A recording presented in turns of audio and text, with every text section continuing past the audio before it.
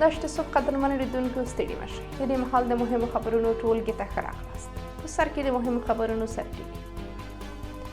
د طالبانو مخالفو څیرو یو ځای کېدل د افغانستان د ژغورنې لپاره د ملي مجمع په نوم نوی ائتلاف د خپل موجودیت اعلان وکړ. بریتانیا په روغتیايي انسټیټیوټونو کې د نجونو پر زده کړو د طالبانو بندیز ظالمانه بللی.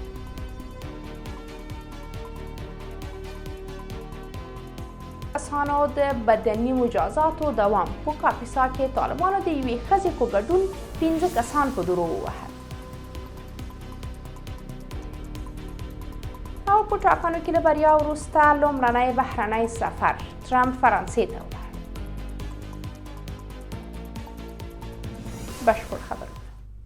د مخکینی حکومت یو شمېر سیاسي څیرو او د طالبانو مخالفانو د یو نوي ائتلاف د جوړېدو خبر ورکړی دی.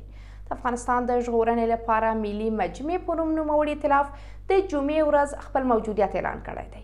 د دغه ائتلاف په اعلامیه کې راغلي چې د افغانستان د ژغورنې لپاره د ملي مجمع د موجودیت اعلان د افغانستان د ژغورنې لپاره د خلکو د مبارزې د لا پیاوړتیا او یووالي په موخه یوه اړینه او استثنایي پیښه ده چې هېواد ته د خپلواکي، عدالت، ازادي او د افغانانو د ارادې او رایې پر بنسټ د یو سیاسي نظام د رامنځته کېدو زیری راوړي.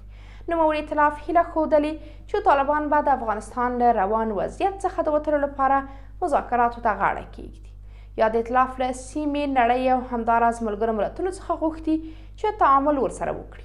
احمد مسعود، عبدالرب رسول سیاف، محمد محقق، عبدالرشید دوستم، عطا محمد نور او یو شمېر نورې سیاسي څیرې د دغه ائتلاف غړي دي. یادونه ده چې له دې مخکې هم له هېواد بهر د طالبانو مخالف ائتلافونه او خوځښتونه جوړ شوي وو.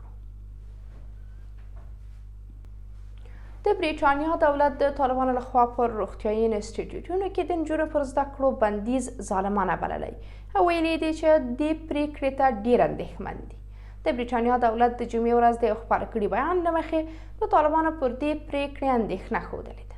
د بریټانیا دولت په بیان کې د طالبانو حاکمیت یو ستمګر رژیم او په روغتیايي انسټیټیوټونو کې د نجونو او ښځو زده کړې په افغانستان کې د هغوی لپاره د زده کړو وروستی چانس بلل شوی چې پر دې هم طالبانو بندیز ولګاوه.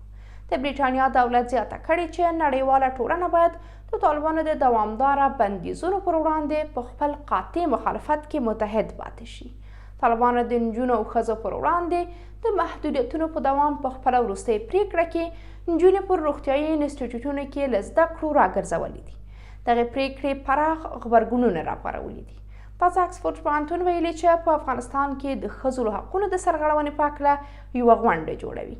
دا غونډه د پوهنتون د ښځو د حقونو د WRN شبکې لخوا جوړه شوې ده. د طالبانو ستره محکمه وایي چې په کاپیسا ولایت کې د یوې ښځې په ګډون 15 کسان په عام محضر کې په درو وهلي دي. د طالبانو سترې محکمې د شنبې ورځ په یو خپاره کړي اعلامیه کې ویلي چې دا کسان په نامشروع اړیکې او رواتت تورن وو. دغه بنسټ زیاته کړي چې 3 تورن کسان په 1 کال او 6 میاشتې بند او 9 درو، 4 تورن په 1 کال بند او 6 درو او 5 تورن په 2 کاله بند او 9 درو محکوم شوی وو. د اعلامیې پر بنسټ د دې کسانو د درو وهلو پر مهال د طالبانو سیمه ییزو مسؤلانو هم حضور درلود.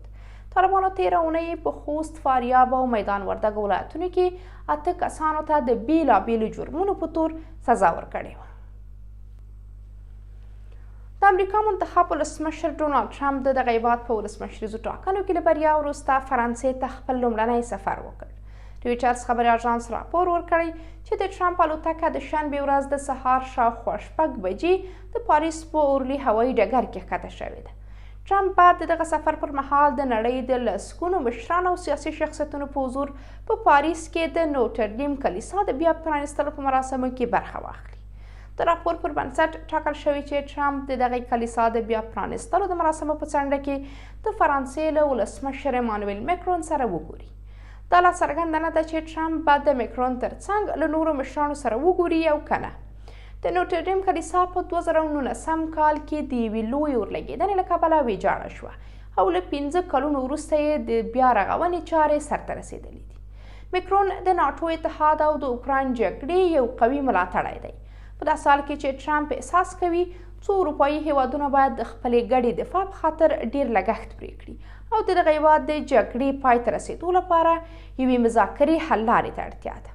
ډونالډ ټرمپ په 2025 د جنوري پر 25مه سپینې ماڼۍ ته دننه شي او د امریکا واک به په خپل لاس کې واخلي. قدرمنو لیدونکو، دا زموږ د دې مهال مهم خبرونه. تر بیا ښه